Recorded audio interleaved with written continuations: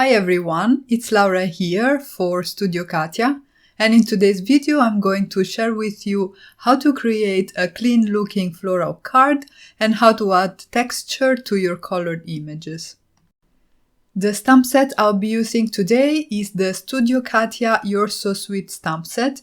It's really beautiful and so elegant, and I am going to start by stamping it with black ink by Spectrum Noir. This is the Finesse black ink, which is made to work with alcohol markers. The paper I'm using is Nina Solar White 110 pounds cardstock, and the coloring medium, or I should say the main coloring medium for today, are going to be my Spectrum Noir markers. I decided to use blues to color my flowers, which is an unusual color palette for me, but it was really fun to experiment, and I have to say that I really like the way this card turned out. The colors that I used are TB1, TB2, TB3 and TB5, and I'm trying at this point not to add too much of my darker markers. I'm keeping them as confined as possible to the very base of the petals and to the areas where there might be some cast shadows because the petals are overlapping or folding on top of each other. And I'm going to show you later how I'm going to add more texture and a little bit more depth to the images. For today's coloring, in most cases, I started by coating the entire area that I was about to color with my lightest marker, and then I started adding some shadows, first with my darkest marker, which I laid down at the base of the petal, and then I blended that out towards the highlight with my mid-tone markers.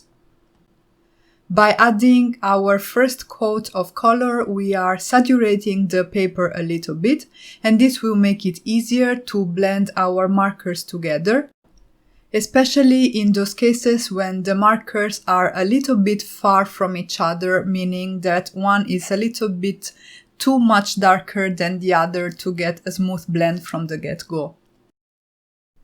As you can see from the flower that I am coloring right now, I didn't always follow this guideline, meaning that in some cases I started directly with my darker marker, laying it down where I thought the shadows would be, and then I just blended it out with my mid-tone markers and then finally with my highlight marker. In those cases, I had to go back in with a couple of layers, especially on the larger flowers, to get a little bit of a smoother blend, so I had to work at these flowers a little bit more. The coloring itself didn't take very long because we don't have a lot of images and also the areas are quite small.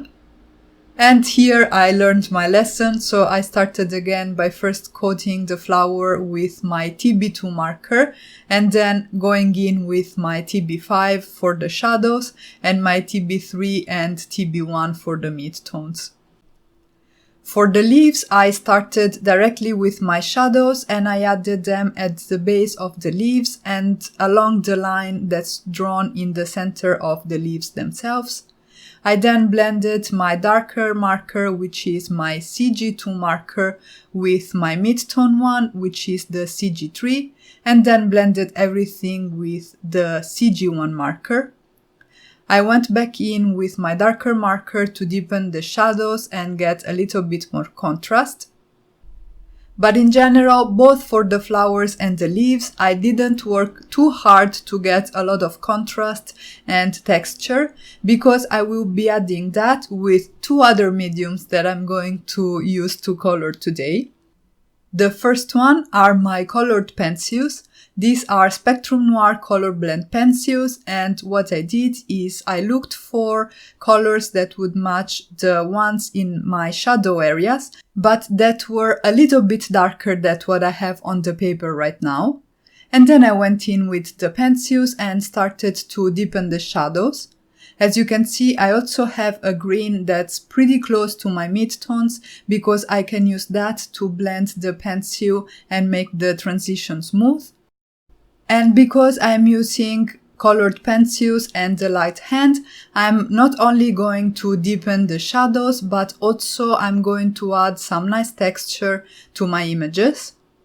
I also picked a darker shade of green to intensify the shadows on my leaves a little bit more, and then I moved on and started working on the flowers. For the flowers, I wanted to have a lot of nice texture and I wanted to create a little bit more detail than I had on the leaves because the flowers for me are the star of the show today. So I am not only adding the color where I have my shadows, but I'm also creating some flicks. So basically I have some very thin lines that start from the shadows and move towards the tip of the petals, and those will add a lot of interest to the flowers. The next step might feel a little bit counterintuitive, but I think it's the touch that made these flowers really stand out. It might not be very visible on camera, but in real life it makes a very big difference. And that is to add the same flicking motions in the shadow areas using a white gel pen. The pen that I'm using is a Sakura Jelly Roll pen number 5, so it's very thin, and it was a little bit difficult to lay it down on top of the colored pencils. I am using my fingers to sort of get the ink flowing again when I feel that it's a little bit stuck, but I think that because it wasn't coming out in a very homogeneous way, it added even more texture to those areas. I added those same white highlights to the leaves, this time with a Sakura number 8 Jelly Roll pen, and then I die cut the images with the coordinating dies. Next, I started working on my card base and I did a bit of die cutting off camera.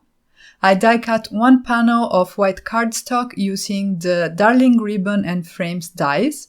And then I created this panel here by combining two more dies by Studio Katia. One is the Scallop Hearts cover die, and the other one is the Halftone Dots cover die.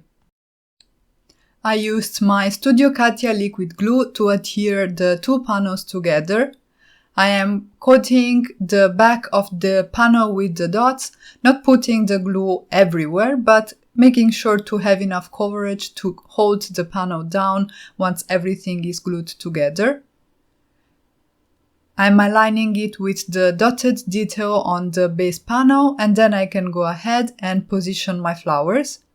I'm going to keep them on the left third of my card front, as I think these kind of designs are pretty nice and pretty appealing to the eye.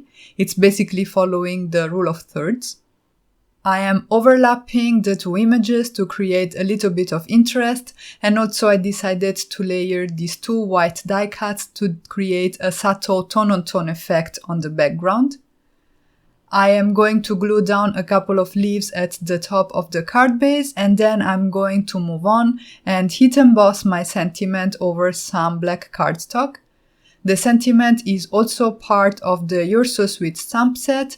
It reads with love, and I embossed it with white embossing powder. I then trimmed it down into a very tiny label which was just slightly larger than the sentiment itself. And then I decided to round the corners using my corner chomper. I'm using the 1/4 of an inch side of the corner chomper, and I decided to round 3 sides out of 4 to make this shape a little bit more interesting.